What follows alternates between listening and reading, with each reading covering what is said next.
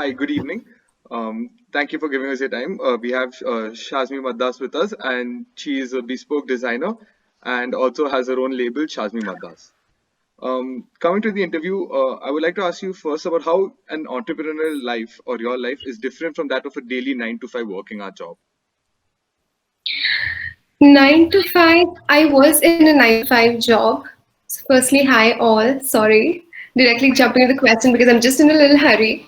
So yeah, 9 to 5, I was doing that 9 to 5 job for like good 2 years as a merchandiser. So I feel it's a bit ease because it's very monotonous. Like you don't have your input. It's very monotonous and it's you don't have to storm yourself, but you're a bit restricted because you're just obligated to do what your boss is telling you. It has both pros and cons of it, but my life now is more like there's a lot of input that you have to put throughout and a lot of time. It's no 9 to 5, it's a lot more than your 8 9 hours of job, but it's a lot more interesting because it's your own and you're doing it for yourself, no restrictions, it's all about you. So a lot of creativity from your side. So it's a lot more nicer any day than 9 to 5. That's great. That makes sense, yeah. So before I ask my question, could you like explain what you actually do and what your business is all about?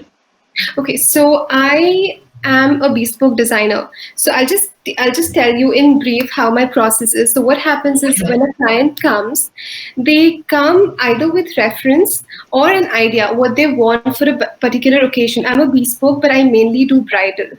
So what happens is they tell me about, so we have certain questions we ask. Is it a day event, night event? What's their budget? What kind of outfit are they looking for? Indian, Western, all of that. They want it very conventional or a bit modern. So we take all the details down.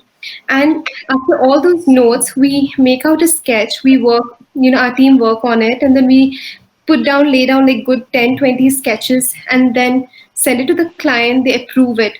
And then we have a shade card of 400 colors, then the fabric swatches, then the material swatches. Then, after everything is shortlisted, we come on their budget. We work on their budget. So, if they're Okay. good to do with all whatever they have shortlisted, it's good to go with. If not, then we have to compromise on the swatches like fabric, colors are fine, like materials. The most important is the embroidery materials. We have to come down on that. So that's how it works. And then once it is approved, we put it to the production. So once it's gone for the production, we make a small 4x4 sample of the embroidery, of the color that we have chosen, the materials and everything. And then that sample is sent to the client. All And right. once that is approved, we process the whole piece. So we need minimum 30 to 40 days depending on the designs.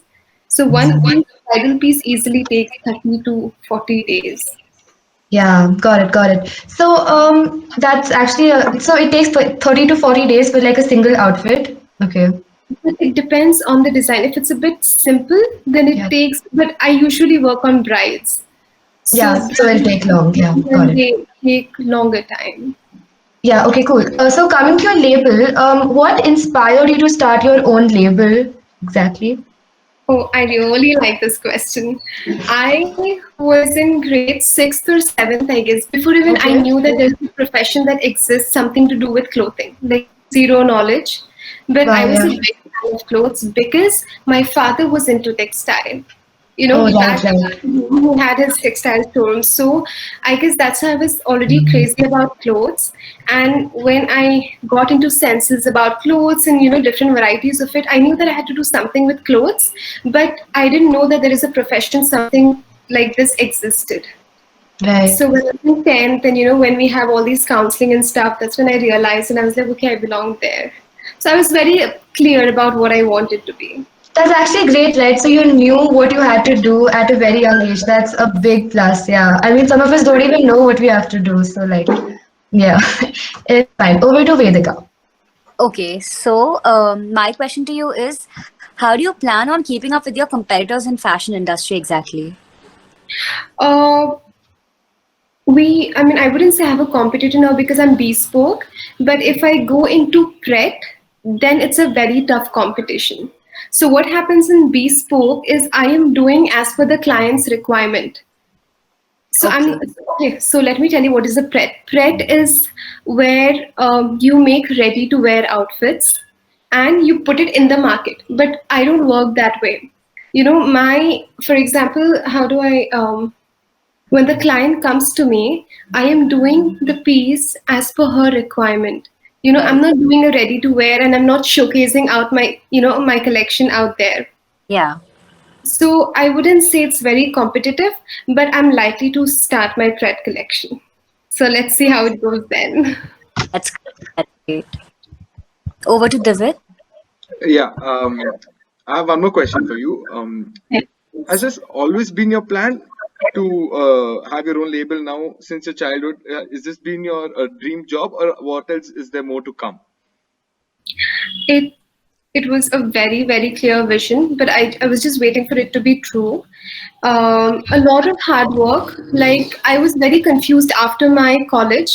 So I've done Bachelor's of Science in Textile and Apparel. So I was very confused because there were vast varieties of options that I had. I was always interested in textile and designing. So I wasn't sure if I should work in the lab in textile field or do the designing, but then I chose this because that was something very interesting for me. And sorry, just repeat your question again. I guess I'm losing the track. I was just asking whether what is your future plans to how to grow this Yeah, label like and I told everything? her, yeah, sorry, I just lost the track. So like I said, right, I'm into bespoke now. I always wanted to have a showroom of my own. So that's something that I'm really working on. But before that, I'm just starting my own thread collection and supplying it to the multi-designer stores across India. That's the plan that I'm working on now. So once that happens, I'm soon to have my showroom. Not That very soon, but yeah, just working on it. that's great. Could you like list out those designers you've been supplying your No, I'm not clothing? supplying yet, but what I'm Okay. planning now is to supply to Purnia's pop-up in Mumbai Okay. and Wow. Aritham in Chennai, Evolution in Chennai, and there is another store called Avirati and Amira. I Wow. haven't That's great. these are something that I've shortlisted, but I'm likely to supply in Purnia's pop-up, Mumbai. Yep. Got it. One more question. So how do you advertise and market your clothing? How do you do that exactly? Make people aware of your designs. Yep.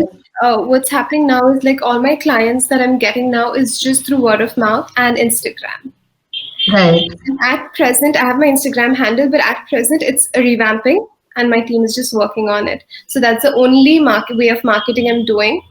But once I start the spread, you want to know more about marketing, that how I've planned on doing it? I mean, a brief about it would be great. Would love Okay, to know. so there is something. So every state has certain agencies and companies that really work and put the brands out. For example, in Bangalore, it is LBB, the Little Black Okay. Book. All So right. that really helps in advertising the startups and the companies.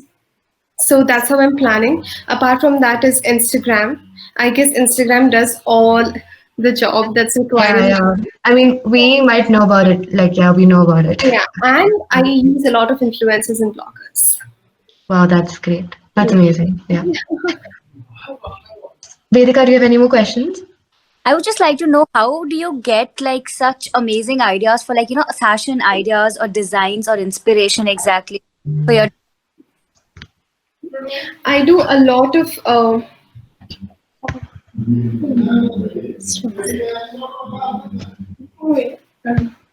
yeah, I do a lot of study on different types of art all over the world. But then my heart is always within the Indian culture. Okay. So I always pick art and forms from India. For example, your Badla work, your Bani work, your mirror work, your how do I say Fulkari. I like to study more on different types of embroidery because I do only handcrafted stuff. Like Okay. my pieces are all handcrafted, so I always get attracted to Indian form of art. Okay. The So I do indigenous. a lot of yeah, so I don't really go for digital printing, screen printing. I like to have it more handcrafted. Okay. So that's why I do a lot of study on, now I'm doing something on Chinese art. Wow. So That's I'm just studying on it. Like recently, I had my collection on the Baroque art, which is from oh, Arabian culture. okay. Okay. So now Okay. I'm just studying something on Chinese art. That's nice. That's That's yeah, that's damn cool. Yep. Thank you. Yeah, I think we'll end it here. So, like, we hope you open your showroom, and we hope you like achieve what all you've planned for like your career. Yeah. And yeah, that's it, I guess. Thank you for lending us your time. Totally. Anytime, Thank you Yeah, so anytime, much. we thank you so much. Thank you. anytime. See you. All right. Thank you. Bye. Bye bye. Bye.